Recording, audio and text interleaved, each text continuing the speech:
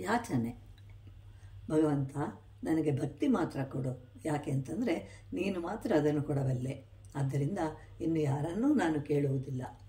ನನ್ನ ಪ್ರಾಣ ಹೋದರೂ ಚಿಂತೆ ಇಲ್ಲ, ಆದರೆ ನನಗೆ ಅದೊಂದು ರೂಪವನ್ನು ಮಾತ್ರ ಕರುಣಿಸು. ಅದೇನು ಅಂತಂದರೆ ಅನಾಯಾಸೇನ ಮರಣಂ, ಅಂದರೆ ಯಾವ ರೀತಿಯಾದ ತೊಂದರೆಯೂ ಇಲ್ಲದೆ ಮರಣ ಸಂಭವಿಸಬೇಕು ಅಂತ.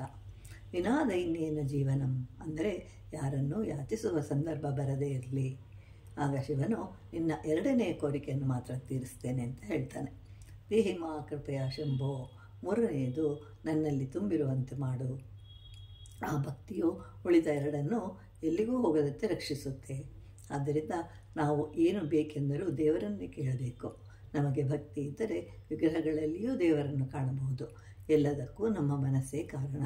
ಆದ್ದರಿಂದ ಭಗವದ್ಭಕ್ತಿ ಒಂದೇ ಸಾಕು. ಅದೊಂದು ಇದ್ದರೆ ಎಲ್ಲವೂ ಇದ್ದಂತೆ. ಅದರ ಬಳಿಯಲ್ಲಿ ಕುರಿತು ಪ್ರಾರ್ಥನೆಯನ್ನು ಮಾಡೋಣ. ಭಕ್ತನು ಭಗವಂತನನ್ನು ಪ್ರಾರ್ಥಿಸ್ತಾ ಇದ್ದಾನೆ. ನಾನು ಬಹಳ ಬಡವ, ನನಗೆ ಕೊಡು ಅಂತ.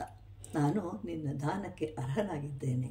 ಅಲ್ಲದೆ ನಾನು ನಿನ್ನನ್ನು ಮಾತ್ರ ಕೇಳ್ತೇನೆ, ಬೇರೆ ಯಾರನ್ನೂ ಯಾಚಿಸುವುದಿಲ್ಲ.